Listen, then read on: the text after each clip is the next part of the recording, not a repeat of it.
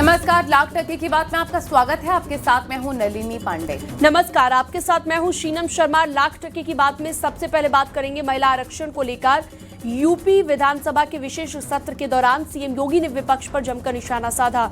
एक दिन के विशेष सत्र में सरकार ने विपक्ष के खिलाफ निंदा प्रस्ताव पारित किया। सीएम योगी ने मायावती के गेस्ट हाउस कांड की याद दिलाते हुए एसपी को महिला विरोधी बताया, तो वहीं शाहबानो केस के लिए कांग्रेस को भी महिला विरोधी बता दिया है। इसी से जुड़ी आपको रिपोर्ट दिखाते हैं।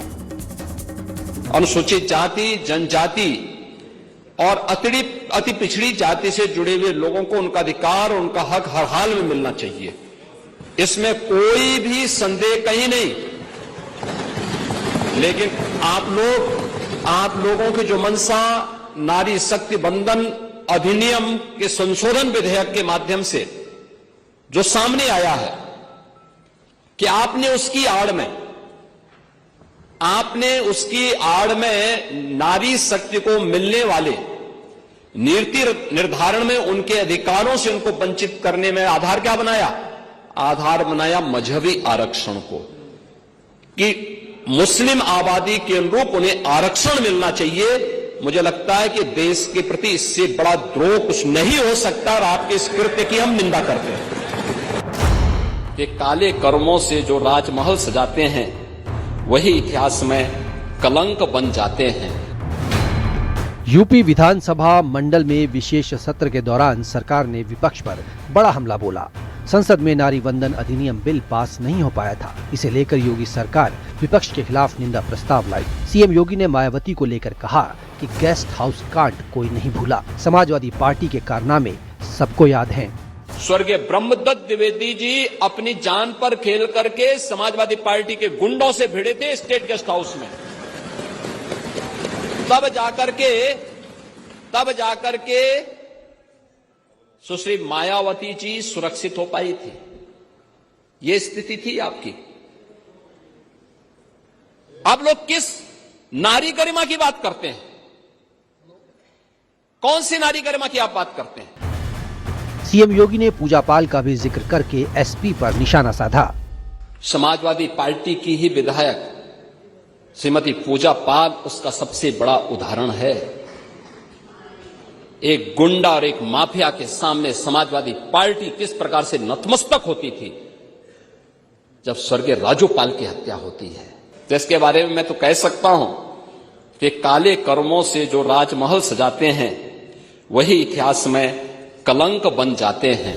सीएम योगी ने कांग्रेस पर भी जमकर वार किया और कांग्रेस को भी महिला विरोधी बताया। कांग्रेस के पतन का कारण क्या था? एक मुस्लिम महिला के साथ वही अत्याचार पर मौलवियों के सामने घुटना टेक करके नाक रगड़ने की प्रवृत्ति। शाहबानो को भी न्याय दिया होता तो ये दुर्गति नहीं होती। सीएम योगी ने लोकसभा में महिला आरक्षण को लेकर संशोधन बिल गिरने पर कहा कि एसपी ने दिल्ली से लखनऊ आते ही रंग बदल दिया। लोकसभा में इसका विरोध किया और यहां पर आरक्षण की मांग कर रहे हैं। Report news 18 UP Uttarakhand.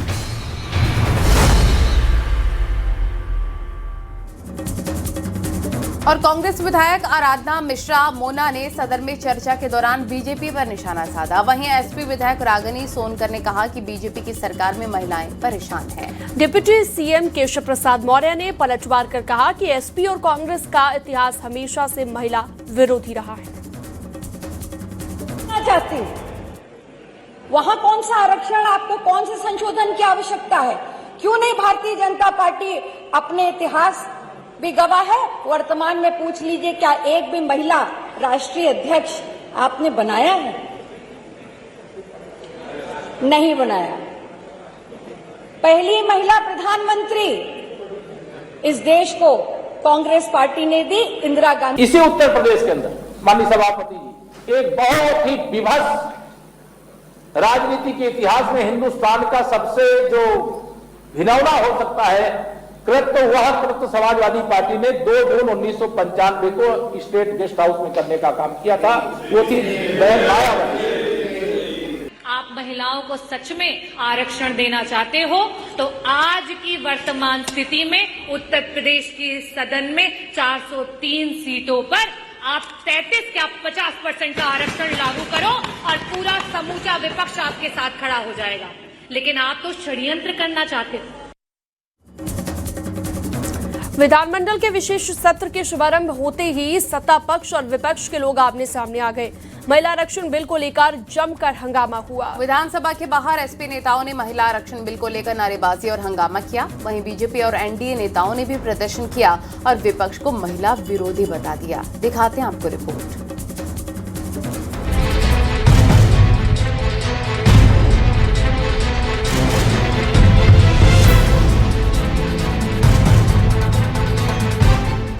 UP विधानमंडल का एक दिन का विशेष सत्र शुरू होने से पहले एनडीए और समाजवादी पार्टी के विधायकों ने जमकर प्रदर्शन किया। योगी सरकार में मंत्री सुरेश खन्ना ने एसपी कांग्रेस समेत इंडी गठबंधन को महिला विरोधी बताया। तो समाजवादी पार्टी हो, कांग्रेस हो या इंडी गठबंधन में शामिल लोग हो, इन लोगों ने महिला विरोधी आचरण किया, महिला सशक्तिकरण में बाधक बने। इसलिए इन लोगों को बेनकाब करना है, इनके मंसूबों को कामयाब नहीं होने देना है और हर हालत में महिलाओं को 1/3 आरक्षण संसद में दिलाना है। एनडीए के प्रदर्शन में महिला विधायक भी शामिल हुईं और समाजवादी पार्टी के खिलाफ नारेबाजी की। भारतीय जनता पार्टी ने जो महिलाओं को 33% आरक्षण देने का काम किया, हमारे विरोधी दल नेता राहुल गांधी और अखिलेश यादव जी ने उसका विरोध किया। हम नारी शक्ति हैं, हम अपने लिए लड़ सकते हैं, इसलिए आज हम सड़कों पर उतरे हैं और ऐसे ही विरोध करते रहेंगे जब तक हमें 33% आरक्षण नहीं मिल जाता। यादव जी, तुम शर्म करो, जो नारी का अपमान किया गया आज पूरे भारत की नारी आंदोलन के साथ। एनडीए नेताओं ने आरोप लगाया कि एसपी कांग्रेस का डबल स्टैंडर्ड है। इन्होंने हमेशा नारी शक्ति का अपमान किया है। नारी के सम्मान में एनडीए मैदान में है। मोदी जी चाहते 2029 से ही मिले और बढ़ा के सीटें मिले, इसे जनसंख्या के अनुसार सभी को अवसर मिलना चाहिए, क्योंकि महिलाएं आएंगी तो उनकी दिक्कत। पार्टी और कांग्रेस, पूरा देश जानता है कि ये लोग महिलाओं के अधिकारों के विरोधी हैं। इन लोगों ने महिलाओं को अधिकार लेने से विरोध में वोट दिए, बिल को इन्होंने पास नहीं होने दिया। ये पूरा देश ही नहीं, पूरा दुनिया देख रही थी जब सदन में कार्रवाई चल रही थी। सपा के साथ कांग्रेस ने सरकार के खिलाफ प्रदर्शन किया। कांग्रेस नेता आराधना मिश्रा ने सरकार के खिलाफ प्रदर्शन किया। वहीं एसपी विधायकों ने बीजेपी के खिलाफ प्रदर्शन करते हुए नारेबाजी भी की। Bureau report, news 18, UP, Uttarakhand. झूठ बोलना बंद करो। और यूपी विधानसभा में महिला आरक्षण को लेकर विपक्ष के खिलाफ लाए गए निंदा प्रस्ताव की नेता प्रतिपक्ष माता प्रसाद पांडे ने आलोचना की। उन्होंने कहा कि ये केंद्र का विषय है, इसे संसद में उठाया जा सकता है, विधानसभा में नहीं। एसपी की बागी विधायक पूजा पाल ने सीएम योगी की तारीफ करते हुए एक बार फिर से एसपी पर बड़ा हमला बोला और एसपी के शासन को जंगल राज बताया। वहीं कुंडा विधायक राजा भैया ने भी योगी सरकार की तारीफ की है। देखिए, ये लिखा है, ये अतः संविधान की मंशा के अनुरूप उन्हें अपेक्षित स्थान प्राप्त कराने के लिए नारी शक्ति बंधन अधिनियम 2023 एनडीए की सरकार ने पारित कराया। तुरंत महिलाओं को अधिकार देने में बाधाएं उत्पन्न की जा रही हैं। एक तरह से तो निंदात्मक हो गया ना। कौन बाधा उत्पन्न कर रहा है? कहाँ बाधा उत्पन्न की जा रहे हैं, बताइए तो। कि उत्तर प्रदेश में समाजवादी की सरकार होया करती थी और जितने भी अपराध होया करते थे समाजवादी के गुंडे उसमें लिप्त होया करते थे। और उसके बाद जब मामला कोर्ट तक पहुंचता था तब भी उन बिचारी महिलाओं को न्याय नहीं मिलता था। और कोर्ट में मान लीजिए न्यायाधीश के द्वारा न्याय मिल भी जाता था अध्यक्ष जी, तो जो समाजवादी के जो मुखिया हैं उनको बड़ा कष्ट होता था, उनको कष्ट होता था। और जब वहाँ कोर्ट से न्याय मिलता था तो वो ये कहते थे कि लड़के हैं, लड़कों से अक्सर गलतियां हो जाया करती हैं। आज उत्तर प्रदेश की बेटियां, उत्तर प्रदेश की महिला न सिर्फ सक्षम है बल्कि सुरक्षित भी है। आदरणीय योगी आदित्यनाथ जी की सरकार ने निर्भीक उन पे बुरी नजर डालने वाला या उनको कोई क्षति पहुंचाने वाला, उसको अनेक ऐसे उदाहरण है कि उनका क्या हश्र हुआ है। कैबिनेट मंत्री ओम प्रकाश राजभर के खिलाफ गैर जमानती वारंट जारी हुआ है। मऊ कोर्ट से सुहेलदेव भारतीय समाज पार्टी के राष्ट्रीय अध्यक्ष ओम प्रकाश राजभर के खिलाफ वारंट जारी हुआ। हल्दरपुर थाने में दर्ज आचार संहिता उल्लंघन के दौरान गाली देने के मामले में केस दर्ज हुआ था। 2019 के लोकसभा चुनाव के दौरान रतनपुरा बाजार में हुई जनसभा में बीजेपी नेताओं के मिलने पर जूता मारने और गाली देने का राजभर पर आरोप है। इस मामले को लेकर ओम प्रकाश राजभर को 16 मई 2026 में हाजिर होना है।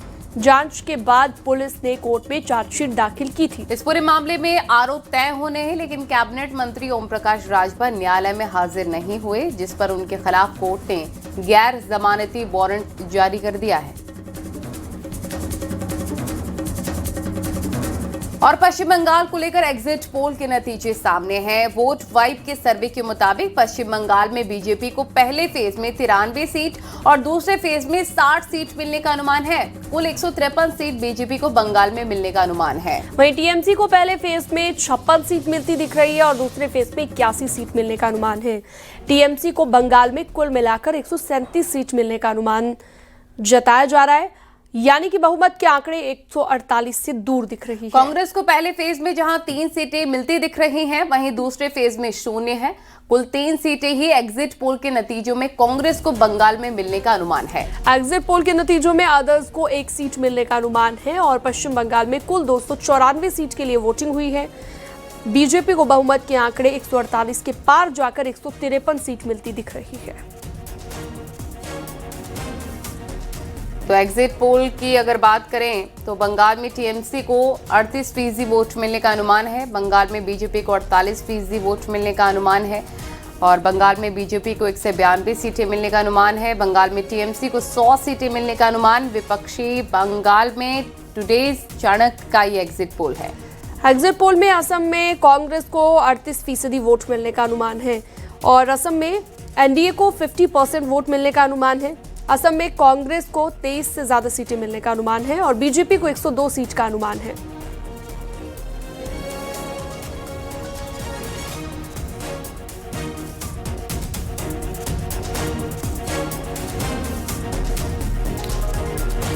एग्जिट पोल की अगर बात करें तो बंगाल में टीएमसी को 38% वोट मिलने का अनुमान है, बंगाल में बीजेपी को 48% वोट मिलने का अनुमान है और बीजेपी को 192 सीट का अनुमान, तो बंगाल में टीएमसी को 100 सीट मिलने का अनुमान है। पश्चिम बंगाल पर टुडेज चाणक्य का ये एग्जिट पोल है। एग्जिट पोल में असम में कांग्रेस को 38% वोट मिलने का अनुमान है, असम में एनडीए को 50%, असम में कांग्रेस को 23 सीट मिलने का अनुमान है और असम में बीजेपी प्लस को 102 सीट मिलने का अनुमान है।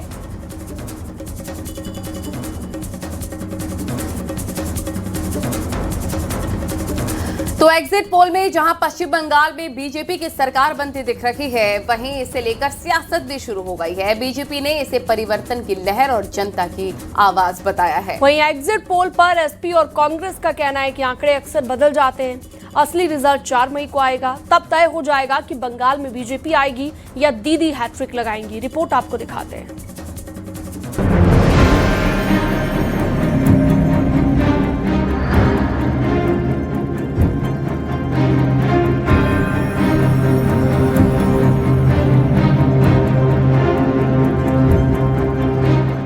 राज्यों के चुनाव पर मेगा एग्जिट पोल सामने है। पोल ऑफ पोल्स में बंगाल में बीजेपी की सरकार बनती दिख रही है। बंगाल में बीजेपी को करीब 165 सीटें मिलने का अनुमान है। बंगाल में टीएमसी को 120 सीटें मिलने का अनुमान है। बीजेपी जहां इन आंकड़ों से उत्साहित है, वहीं एसपी का कहना है कि एग्जिट पोल के आंकड़े हमेशा सही नहीं होते। इतना बड़ा जो मतदान प्रतिशत हुआ बढ़ा है वो इससे पहले कभी नहीं हुआ, क्योंकि उससे पहले कभी इस तरह की परिवर्तन की लहर नहीं थी। और इस बार वहाँ की जनता पूरी तरीके से ममता दीदी की विदाई की तैयारी कर चुकी थी और इसलिए वहाँ पर अब की मतदान जो हुआ है भारतीय जनता पार्टी के पक्ष में हुआ और ये सारी चीज़ें 4 तारीख को स्पष्ट हो जाएंगी। ये आवश्यक नहीं है कि उनके अनुमान सही निकले। कभी कभी देखने में आया है कि जो एग्जिट पोल्स के रिजल्ट्स हैं या अनुमान है, पूर्व अनुमान है, वो असफल भी हुए और मैं ऐसा मानता हूं कि परिणाम वो आने वाले नहीं है जो दिखाई जा रहे या बताए जा रहे हैं। मैं आश्वस्त हूं कि पश्चिम बंगाल में कम से कम ममता बनर्जी फिर सरकार बनाएगी। पोल ऑफ पोल्स में बंगाल में बीजेपी की सरकार बनती हुई दिख रही है। बीजेपी को जहां 165 सीटें, वहीं टीएमसी को 120 सीटें मिलने का अनुमान है। बीजेपी का कहना है कि बंगाल की जनता इस बार बदलाव चाह रही है, वहीं कांग्रेस ने पलटवार किया है। लेकिन जनता का विश्वास वो खो चुके हैं। हमें जनता का आशीर्वाद मिला है। जनता, और ये सर्वे जो है लोगों से होता है, सैंपल सर्वे बड़ा है और सब सैंपल सर्वे के हिसाब से हर एजेंसी का यही प्रेडिक्शन है कि भारतीय जनता पार्टी और एनडीए जो है ये 4 स्टेट्स में तो जीतेगी ही जीतेगी, लेकिन केरला में भी बहुत अच्छा परफॉर्मेंस रहेगा। एग्जिट पोल अपनी जगह है, मगर हमारी जो ग्राउंड असेसमेंट है कि TMC again single largest party उभर के आएगी। बाकी भाजपा का जितना ये दिखा रहे हैं उस तरह का ग्राउंड पर वहां नहीं था। पोलराइजेशन भी उस तरह की एक्यूट नहीं थी, कोशिश की थी उन्होंने। पोल ऑफ पोल्स में असम में फिर से बीजेपी की सरकार बनती हुई दिख रही है, वहीं बंगाल के एग्जिट पोल में दीदी को बड़ा झटका लगता दिख रहा है। Bureau report, news 18, UP Uttarakhand. Ganga expressway का उद्घाटन हो चुका है, टोल रेट भी सामने आ गए हैं। 594 किलोमीटर लंबा गंगा एक्सप्रेसवे, जिस पर 2026-27 के लिए टोल टैक्स की दरें तय कर दी गई हैं। बाइक 3 व्हीलर को जहां पर 905 रुपए देने होंगे, वहीं कार के लिए 1800 रुपए चुकाने होंगे। मिनी बस के लिए 2840 रुपए तय किए गए हैं। बस और ट्रक के लिए ये शुल्क 5720 रुपए रखा गया है। इसी से जुड़ी आपको रिपोर्ट दिखाते हैं।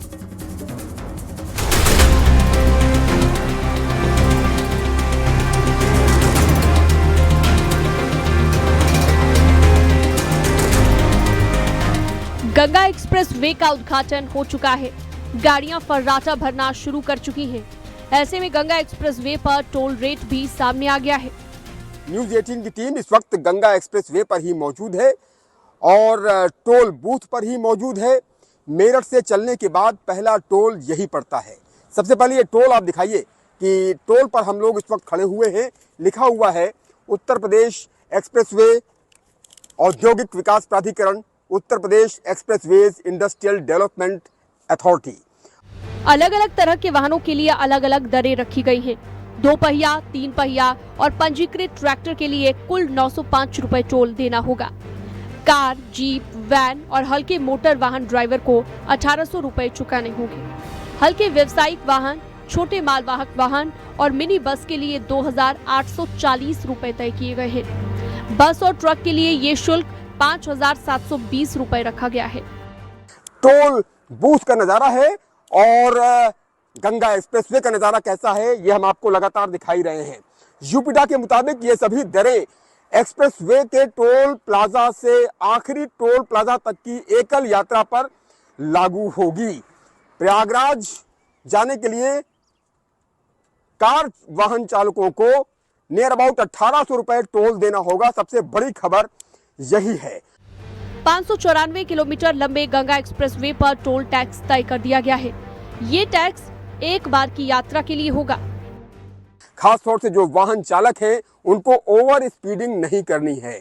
2 पहिया वाहन चालक हैं तो उनको हेलमेट लगा करके चलना ही चलना है, क्योंकि सावधानी हटी दुर्घटना घटी। इसलिए आप सतर्क रहकर, सावधान रहकर गंगा एक्सप्रेसवे पर यात्रा कीजिए और अपने गंतव्य तक पहुंचिए। आप सभी को गंगा एक्सप्रेसवे की हार्दिक शुभकामनाएं। अपने कैमरा सहयोगी शुभम के साथ उमेश श्रीवास्तव, न्यूज़ 18 मेरठ।